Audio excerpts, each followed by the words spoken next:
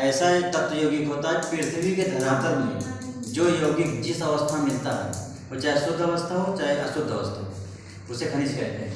यानी इसमें लिख दोगे कि पृथ्वी के धरातल में जो यौगिक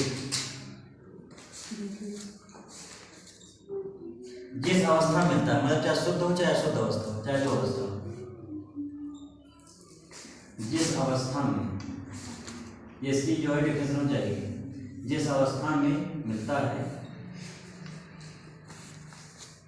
उसे खनिज कहते हैं।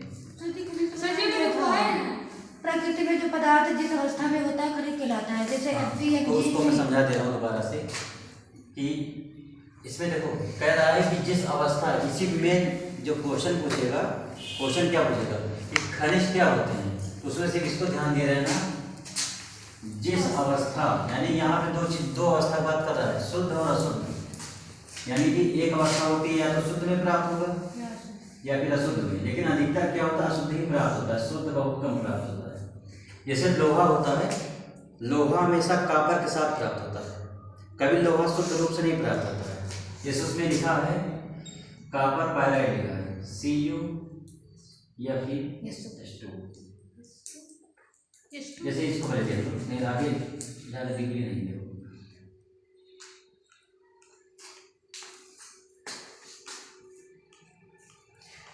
CuFeS, ये अब इसमें देखो ये खनिज है। अब कोई पूछे कि कैसे खनिज है, सिद्ध करो, तो देखो क्या बताओगे, इसमें क्या है, कॉपर भी है, आयरन भी है, सल्फर भी है, तीन तत्व इकट्ठा मिले हुए हैं केवल। तो पृथ्वी में जब प्राप्त होगा तो ये कॉपर, इसका नाम रखा जाएगा कॉपर फेरस सल्फाइड, वही जिससे आयरन होता है ना Fe2, तो उसको फेरस भी कहा जाता है। दो तीन नाम है, लोहा हम लोग कहते हैं अपनी भाषा में, वैसे नाम का आयरन होता है साइंस की भाषा में, और फेरस भी होता है। ये कौन सा है दूसरी भाषा में, हिंदी? ये भी वही साइंस की भाषा ही है। जैसे जब अशुद्ध रूप से प्राप्त होता है कोई चीज, जैसे कॉपर के साथ ये लोहा और ये सल्फर एक साथ प्राप्त हो रहा है ना, तो यहाँ देखो तीन चीज आपस में घुली हुई है एक में। जब कोई चीज घुली रहती है तो उसे खनिज कहते हैं।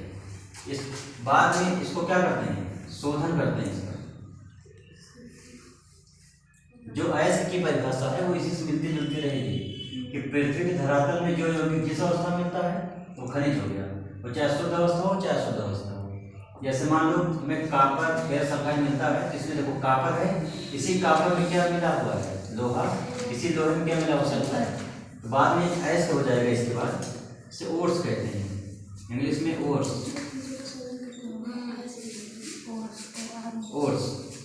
ओर्स क्या होता है कि जो हमें खनिज प्राप्त हुआ है, इस खनिज का शोधन मतलब होता शुद्ध करना। जिस चीज से हम लोग शुद्ध करते हैं उसे अयस्क कहते हैं। यानी लिखोगे अयस्क की परिभाषा में खनिजों का शोधन जिस यौगिक से करते हैं,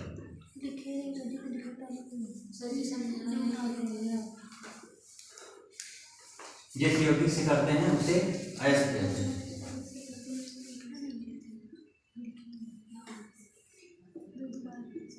जैसे अधिकतर जो भी नाम आता है, जब भी नाम आएगा बॉक्साइट नाम सबसे ज्यादा आता है अयस्क में।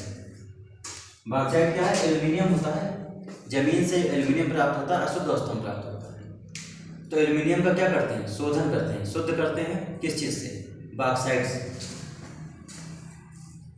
बॉक्साइट का सूत्र होता है Al2O3 × 2H2O। इसे एल्यूमिना भी कहा जाता है, एल्यूमिना या फिर बॉक्साइट।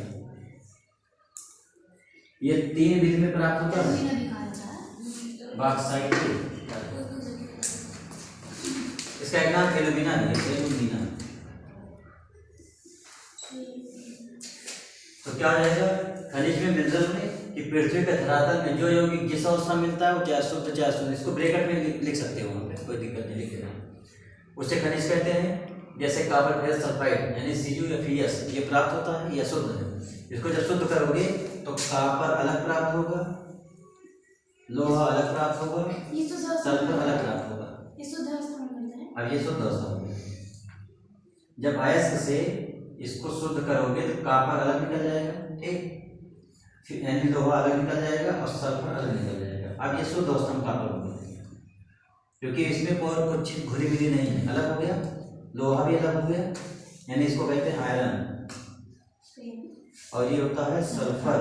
सल्फर का एक नाम होता है, जानते हो, गंधक। सल्फर या गंधक ये दोनों नाम एक है, कोई उसमें बदल के भी आ सकता है, कहेगा कि गंधक क्या है, समझ आना सल्फर की बात कर रहा है। क्या है सल्फर? सल्फर, इससे चीनी को सफेद किया जाता है, सल्फर से।